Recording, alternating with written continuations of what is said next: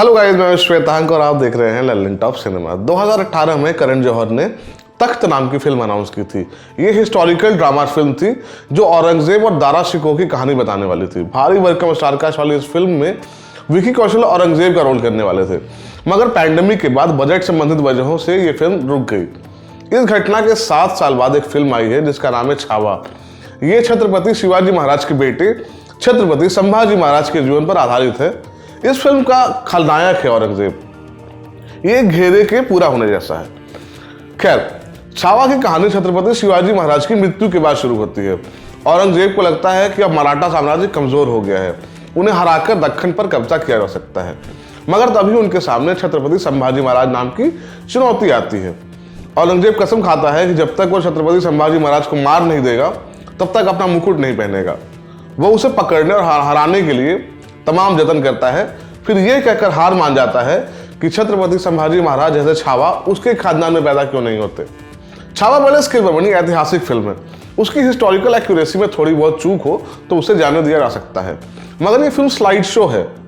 ऐसा लगता है कि मेकर ने छत्रपति संभाजी महाराज के जीवन पर रिसर्च की, उसमें से कुछ बड़े मोमेंट्स निकाले, उन्हें ग्रैंड लेवल पर शूट किया और साथ मिलाकर नत्थी कर दिया।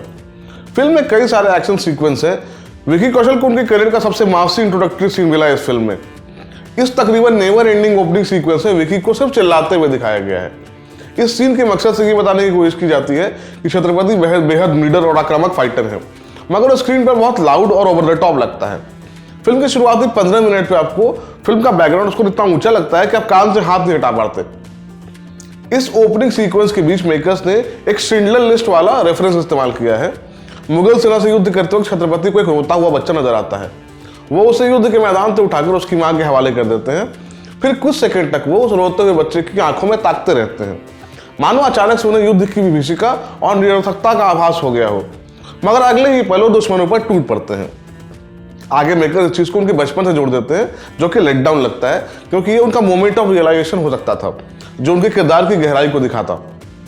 खैर, आजकल फिल्में सब्जी की तरह बनती हैं। सबसे पहले ओपनिंग सीक्वेंस तैयार होता है, फिर हीरो की एंट्री होती है, उसके बाद प्री इंटरवल ब्लॉक आता है, फिर क्लाइमैक्स, और आजकल तो पोस्ट क्रेडिट सीन्स भी ट्रेंड में है। छावा में भी यही गड़बड़ी दिखती है। इंटरवल के बाद back to back 3-4 action sequence आते हैं।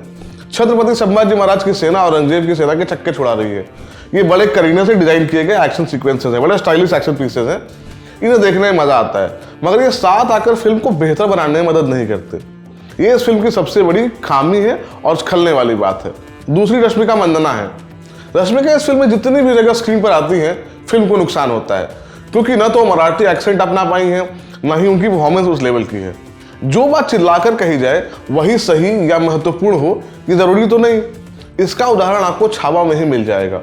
औरंगजेब का किरदार पूरी फिल्म में बमुश्किल 20 शब्द बोलता है, मगर उससे गंभीर और मजबूत पात्र कोई नहीं है। आपको दिखेगा कि औरंगजेब अति क्रूर व्यक्ति है। वो अपना साम्राज्य बढ़ाने के लिए किसी भी हद तक जा सकता है। उसके रास्ते में जो भी आएगा वो उसे मार देगा, चाहे वो उसका बेटा ही क्यों ना हो। उसे कैरेक्टर की ये बातें हमें उसकी देह भाषा और चुप्पियों से ही समझ आ जाती है। उसे चिल्लाने की जरूरत नहीं पड़ती। औरंगजेब का रोल अक्षय खन्ना ने किया है और इसके लिए उनकी भरपूर तारीफ होनी चाहिए। जीतू वीडियोकॉन से औरंगजेब का सफर आसान तो नहीं है। वो एक एक्टर के तौर पर उनकी रेंज बताता है। तमाम खामियों के बीच छावा का भी एक रिडेम्पशन आर्क है। वो है फिल्म का क्लाइमैक्स, जिसकी झलक फिल्म के ट्रेलर में भी मिलती है।